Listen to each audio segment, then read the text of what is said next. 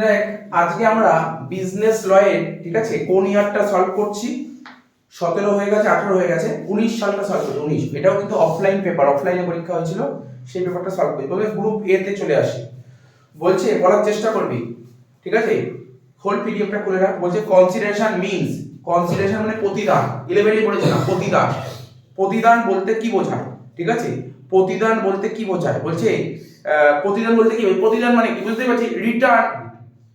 বুঝতে পারছিস? আমি তোকে পড়াচ্ছি, তার বদলে রিটার্নে তুই আমাকে পেমেন্ট করছিস, সেটা তো কনসিডারেশন, ঠিক আছে? তো কনসিডারেশন মিন্স কি সামথিং ইন রিটার্ন, প্রতিদানে কিছু, ঠিক আছে? মানে প্রতিদানে কিছু, বুঝতে পারছিস? Next, a criminal act is involve in cases, মানে ক্রিমিনাল অ্যাক্ট, বুঝতে পারছিস তো? ক্রিমিনাল অ্যাক্ট মানে হচ্ছে অপরাধমূলক আইন। ক্রিমিনাল মানে কি? অপরাধ, অপরাধমূলক আইন কার সঙ্গে ইনভলভ থাকে, ঠিক আছে? বল প্রয়োগের সাথে ইনভলভ থাকে। কার সাথে? বল প্রয়োগ, ঠিক আছে তো? নেক্সট 3 নম্বর কি বলছে? Breach of contract on the date of performance is called. বলছে ভালো করে শুনবি, ব্রিচ অফ কন্ট্রাক্ট বলছে তারিখ অনুযায়ী, তারিখ অনুযায়ী তুই যদি চুক্তি পালন করতে না পারিস তাহলে চুক্তিটা ভঙ্গ হয়। তারিখ অনুযায়ী চুক্তি পালন করতে না পারলে চুক্তিটা ভঙ্গ হয়। তাহলে এটাকে কি ধরনের চুক্তি বলে? অ্যাকচুয়াল, অ্যাকচুয়াল মানে প্রকৃত, ঠিক আছে? অ্যাকচুয়াল ব্রিচ বলে। তারপর হচ্ছে 4 নম্বর যে কন্টিনজেন্ট কন্ট্রাক্ট। কন্টিনজেন্ট মানে, কন্টিনজেন্ট কন্ট্রাক্ট মানে ঘটনা সাপেক্ষ চুক্তি। এগুলো সব পড়া, বুঝিস তো? ক্লাস 11 এ যখন পড়িয়েছিলাম, ঠিক আছে, ল, বুঝতে পারছিস তো? কন্ট্রাক্ট পড়িয়েছিলাম, বুঝিস তো? ভারতীয় চুক্তি আইন, ইন্ডিয়ান কন্ট্রাক্ট অ্যাক্ট, ওখানে সব পড়া ছিল ঘটনা সাপেক্ষ চুক্তি। তো বলছে ঘটনা সাপেক্ষ চুক্তি জিনিসটা কি? এটা হচ্ছে আনুষঙ্গিক ও নির্দিষ্ট, collateral and uncertain. 5, LLP act. LLP act ভালো করে শুন, LLP act came into effect, came into effect. বলছে LLP full form partnership, limited liability partnership, সীমিত অংশীদারি কারবার। কেম ইনটু এফেক্ট, ঠিক আছে? এই আইনটা কবে, আইনটা বলবৎ হয় কবে? ডেটটা মুখস্থ রাখবি, 31 মার্চ। কি বললাম? 31 মার্চ।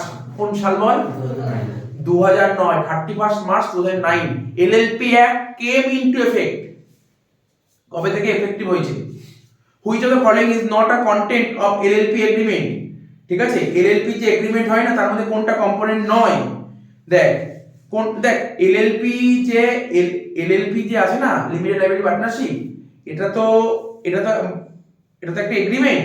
এর মধ্যে কন্টেন্টের মধ্যে কি কি থাকে একটু জানতে হবে। জানতে হবে name of LLP, profit sharing ratio আর প্রজেক্টেড বিজনেস। কিন্তু কি থাকে না? প্রসপেক্টাস থাকে না, মানে বিবরণপত্র। নেক্সট, এটা জানিস বিল অফ এক্সচেঞ্জ থেকে পড়েছিস। বিল অফ এক্সচেঞ্জ, ঠিক আছে, কিসের মধ্যে পড়ে? নেগোশিয়েবল ইনস্ট্রুমেন্ট, হস্তান্তরযোগ্য দলিল আইন, হস্তান্তরযোগ্য দলিল আইনের মধ্যে পড়ে। তো হস্তান্তরযোগ্য দলিল আইনের কত নম্বর ধারায় ড্রয়িং কথা বলা হয়েছে? ঠিক আছে, 7 নম্বর ধারায়, 7 নম্বর ধারায় ড্রয়িং কথা বলা হয়েছে। বলছে a bill payment for trade transaction is term, ঠিক আছে তো? এটাকে কি বলা হয়? ট্রেড বিল, এটাকে বলা হয় trade bill. Next, according to dash a contract is an agreement enforceable at law made between two or more person। বলছে ভালো করে শোন, কার মতে, বলছে কার মতে চুক্তি হলো দুই বা অধিক ব্যক্তির মধ্যে গঠিত আইন দ্বারা বলবৎযোগ্য সম্মতি, বলবৎযোগ্য সম্মতি কার দ্বারা? William Anson, William Anson. তারা বলছে অভিক ইনভাইট সিজিত, অভিক সিজিতকে ইনভাইট করেছে for his sons rice ceremony. Rice ceremony জানিস তো? জানিস রাইস সেরিমনি, ঠিক আছে? অভিক ইনভাইট করেছে সিজিতকে তার ছেলের রাইস সেরিমনি, ঠিক আছে? রাইস সেরিমনি, ঠিক আছে? রাইস সেরিমনি মানে অন্নপ্রাশন, বুঝতে পারছিস? অন্নপ্রাশনে ইনভাইট করেছে। সিজিত অ্যাকসেপ্ট দ্য ইনভাইটেশন, সিজিত ইনভাইটেশনটা অ্যাকসেপ্ট করেছে। বলছে এটাকে কি বলা হয়? এটি কি? এটি হচ্ছে এক ধরনের agreement. Cash withdraw through ATM of a bank is, ঠিক আছে? তাহলে কি বললাম? Cash withdraw through ATM of a bank, মানে ব্যাংকের এটিএম থেকে ক্যাশ উইথড্র করা হয়েছে, ঠিক আছে? এটা কি? এটা কি? এটা ট্যাসিট কন্ট্রাক্ট, ট্যাসিট কন্ট্রাক্ট, নীরব চুক্তি। when counter offer is made the original offer gets lapse। বলছে পাল্টা প্রস্তাব যখন দেয়া হয়, ঠিক আছে, তখন প্রকৃত প্রস্তাবটা কি হয়? ল্যাপস হয়ে যায়। Next, schedule of LLP act 2008, মানে এলএলপি অ্যাক্ট 2008 সালে কত নম্বর শিডিউলে describe the mutual rights and duties of the partners of LLP? কত নম্বর শিডিউলে? 1 নম্বর শিডিউলে। বলছে এলএলপি আইন 2008 সালে কত নম্বর শিডিউলে এলএলপির অংশীদার মানে যে পার্টনাররা আছে না তাদের পারস্পরিক অধিকার ও কর্তব্যের কথা বলা হয়েছে শিডিউল 1 এ। এলএলপি, ঠিক আছে, বলছে এলএলপি আর অ্যাডমিনিস্ট্রার বা অ্যাডমিনিস্ট্রেটেড, ঠিক আছে, অ্যাডমিনিস্ট্রেটেড বাই, মানে এলএলপিটা যে অ্যাডমিনিস্ট্রেশনটা আসে, ঠিক আছে, কাদের দ্বারা হয়? আরওসির দ্বারা। Central council shall conduct at least meeting in a year, ঠিক আছে তো, central council shall conduct at least meeting in a year, ঠিক আছে। 1 বলছে কেন্দ্রীয় সংসদ বছরে, কেন্দ্রীয় সংসদ মানে সেন্ট্রাল কাউন্সিল বছরে কম করে কটা মিটিং অ্যারেঞ্জ করে? কটা মিটিং অ্যারেঞ্জ করে? একটা। তারপর বলছে in district forum members age shall not be less than, বলছে জেলা ক্রেতা আদালতের সদস্যদের বয়স, জেলা ক্রেতা আদালতের যে সদস্যরা থাকে তাদের বয়স, ঠিক আছে, কত বছরের কম হবে না? 35 বছরের কম হবে না। তারপর বলছে in the sale of goods act 1930 goods define under section, কত নম্বর সেকশনে গুডস এর সংজ্ঞা দেওয়া হয়েছে? সেল অফ গুডস অ্যাক্টে 2 নম্বর ধারা 7 নম্বর উপধারা। এগুলো সব পড়া কোশ্চেন, এগুলো সব পড়া কোশ্চেন 11 এ ছিল, তাও বলছি 11 এ ছিল, 11 এর কোশ্চেন এটা। বলছে অকশন সেল, অকশন সেল মানে নিলাম বিক্রয়, অকশন সেল কমপ্লিট হয় কোথায়? অকশন সেল কমপ্লিট হয় কোথায়? বলছে by the sound of hammer, ঠিক আছে, of the auctioneer, by the sound of hammer of the auctioneer. তাহলে a partnership business must have, partnership business অবশ্যই এগ্রিমেন্ট হতে হবে, কি পার্টনারশিপ বিজনেস এগ্রিমেন্ট হতেই হবে। তারপর বলেছে voluntary resolution of farm can be, voluntary resolution, ঠিক আছে, 4 ধরন, 4 types. Voluntary resolution of A farm can be কত ধরনের? 4 টাইপ, 4 টাইপস। এই ছিল গ্রুপ এ। এবার চলে যায় গ্রুপ বি তে। কি বলেছে? নেগোশিয়েবল ইনস্ট্রুমেন্ট, ঠিক আছে, ইজ ডিসচার্জ, ঠিক আছে, নেগোশিয়েবল ইনস্ট্রুমেন্ট যে ডিসচার্জ হয়, কিসের মাধ্যমে ডিসচার্জ হতে পারে? নেগোশিয়েবল ইনস্ট্রুমেন্ট ক্যান্সেলেশনের মাধ্যমে ডিসচার্জ হতে পারে, আবার রিলিজের মাধ্যমে ডিসচার্জ হতে পারে। 2 কি বলেছে? Dash of the consumer protection act 2019 states about unfair trade practice, মানে অনৈতিক ব্যবসায়িক কাজকর্ম, ঠিক আছে, অনৈতিক ব্যবসায়িক কাজকর্ম কত নম্বর ধারায় বলা হয়েছে? ক্রেতা সুরক্ষা আইনে কত নম্বর ধারায় অনৈতিক ব্যবসায়িক কাজকর্মের কথা উল্লেখ করা আছে? 247, মানে 2 নম্বর ধারা 47 নম্বর উপধারায়। Supreme court has observed in dash case that district forum has power to recall its order if it is obtained by fraud, ঠিক আছে, it is obtained by fraud, ঠিক আছে তো। তো বলছে ভালো করে শোন, supreme court has observe, supreme court observe করেছে কি, মানে কোন কেসে সুপ্রিম কোর্ট এটা অবজার্ভ হয়, কি কেসে সুপ্রিম কোর্ট অবজার্ভ করেছিল? যে district forum has power to recall its order if it is obtained by fraud, মানে সর্বোচ্চ আদালত, বুঝতে পারছিস, আমাদের দেশের সর্বোচ্চ আদালত কে? Supreme court. Supreme court observe করেছিল কি, যে মামলায় যে জেলা ক্রেতা আদালতের ক্ষমতা আছে তার রায়কে পুনরায় বিচার করার জন্য সেটি প্রতারণার মাধ্যমে গৃহীত হয়। সেটা কিসে বলা আছে? কোন মামলায় বলা হয়েছে কথাটা? ইন্ডিয়ান ব্যাংক ভার্সেস সত্যম ফাইবার প্রাইভেট লিমিটেড, ঠিক আছে তো।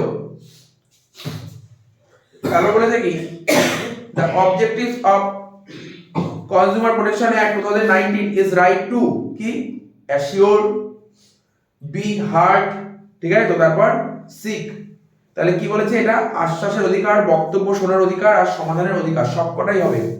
ক্রেতা সুরক্ষা আইন 2019 উদ্দেশ্যটা সবকটাই, ঠিক আছে তো।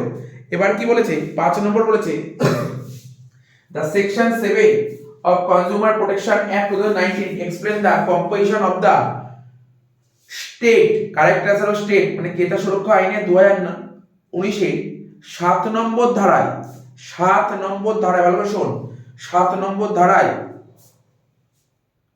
ঠিক আছে, ড্যাশ ক্রেতা সুরক্ষা সংসদের গঠন সম্বন্ধে বলা হয়েছে স্টেট, স্টেট মানে রাজ্য, রাজ্য ক্রেতা সুরক্ষা সংসদ সম্পর্কে বলা হয়েছে, ঠিক আছে তো।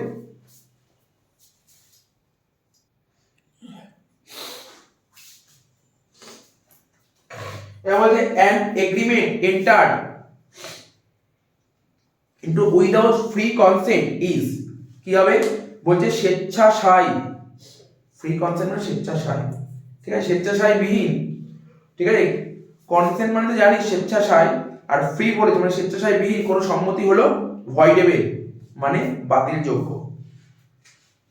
Which of the following statement about consideration is not true, ঠিক আছে, তো বলছে প্রতিদান সম্পর্কিত কোন বক্তব্যটা সঠিক নয়, আগের দিনও বলেছি কনসিডারেশন কোনটা সঠিক নয়, এটা কি হবে, ইট মাস্ট বি ইলুসারি মানে হচ্ছে মায়াময়, দেখ কনসিডারেশন হতে গেলে কিছু কি হতে পারে, কিছু ভ্যালু থাকবে, ইট মাস্ট, ঠিক আছে, it must move at the desire of the promisor, আর it may move from any person, সবই ঠিক, কিন্তু কনসিডারেশনের বলছে কোন স্টেটমেন্টে ট্রু নয়, এই প্রথমটা ইট মাস্ট বি ইলুসারি মানে কনসিডারেশন মায়াময় না, এটা হয় না।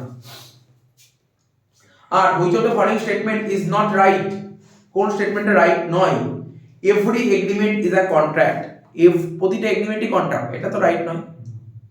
তারপর বলেছে কি which can be recognise as a mode of discharge of contract, ঠিক আছে, কোন মাধ্যমটিকে চুক্তির পরিসমাপ্তি বলা হয়, কোন মাধ্যমটি, দেখ চুক্তি পালনের মাধ্যমে পরিসমাপ্তি হতে পারে, চুক্তি বলছে কোন মাধ্যমটিকে চুক্তি পরিসমাপ্তির কারণ বলা যায়, একটা চুক্তি পালনের মাধ্যমে, একটা চুক্তি সম্পাদনের অসম্ভবতার কারণে, আর একটা সম্মতির মাধ্যমে, সব করাই ঠিক। 10 the consent obtained by threat to commit suicide amounts to, বলছে আত্মহত্যার ভয় দেখিয়ে সাই, বুঝিস তো, আত্মহত্যার ভয় দেখিয়ে সাই আদায় করাকে কি বলা হয়, বল প্রয়োগ, ঠিক আছে, তো বলছে আত্মহত্যার ভয় দেখিয়ে দিয়েছিস, ভয় দেখিয়ে তার থেকে সাই আদায় করে, সাই বুঝিস তো, সাই আদায় করছিস, এটাকে কি বলা হয়, বল প্রয়োগ করছিস, তুই ফোর্স করছিস, তুই তাকে বল প্রয়োগ করছিস।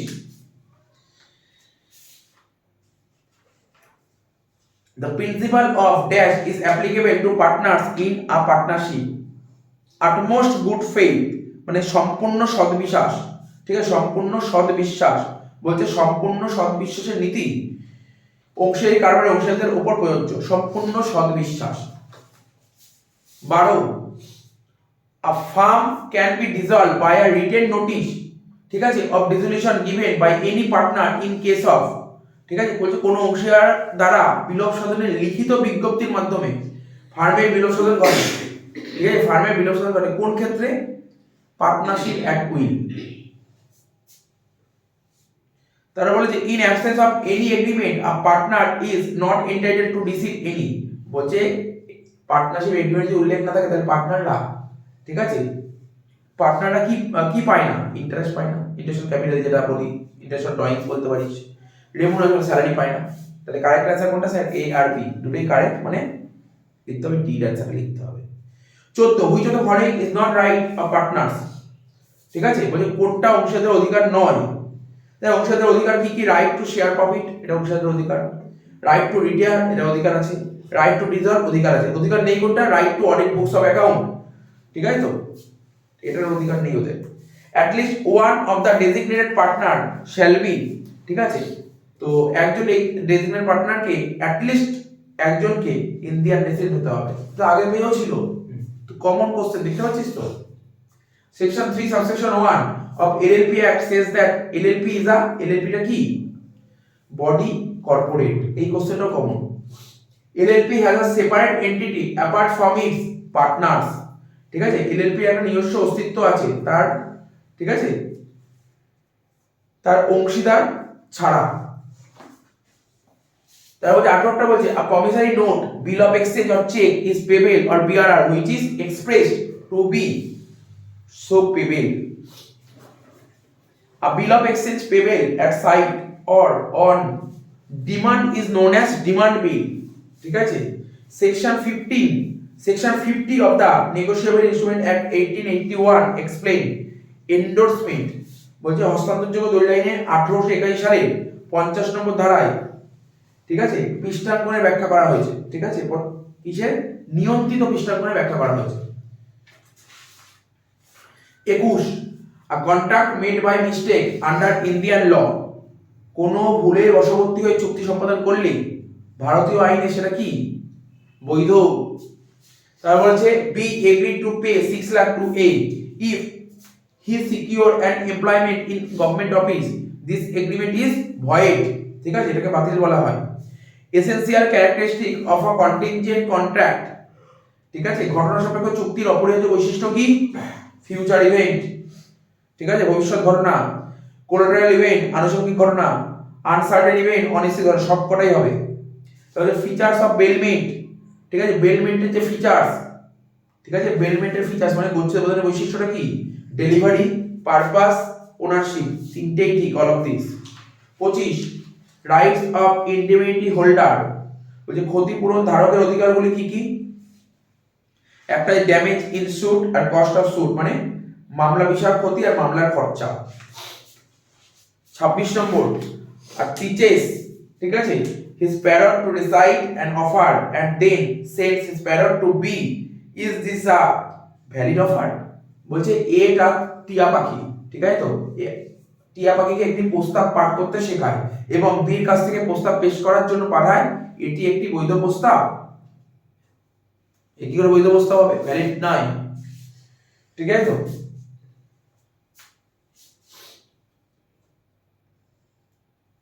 এটি একটি বৈধ প্রস্তাব নয়, ঠিক আছে।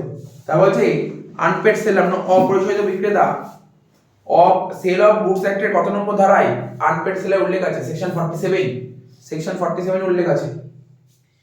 রুলস রিগার্ডিং ডেলিভারি, ঠিক আছে, ডেলিভারি, যে ডেলিভারি না পণ্য অর্পণ, তার রুলটা কি?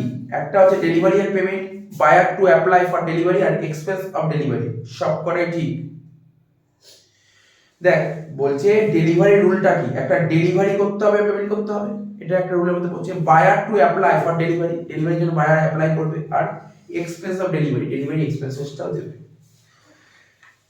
29 দ্য টার্ম, ঠিক আছে, dash goods in the sale of goods act is given in section 6 subsection 2, 6 number ধারা 2 নম্বর উপধারায়, ঠিক আছে, সেল অফ গুডস অ্যাক্টের 6 নম্বর ধারা 2 নম্বর উপধারায় কি বলা হয়? কন্টিনজেন্ট, ঠিক আছে, মানে সম্ভাব্য পণ্যের কথা বলা হয়েছে। Last question, condition and warranties under contract of sale may be, বিক্রয় চুক্তির মুখ্য সত্য ও গৌণ সত্য হতে পারে কি? এক্সপ্রেস হতে পারে, আবার ইমপ্লাই হতে পারে, মানে ব্যক্ত হতে পারে, আবার অব্যক্ত হতে পারে। এই ব্যাপারটা পড়ে দিলাম, একটু ভালো করে পড়ে নিস।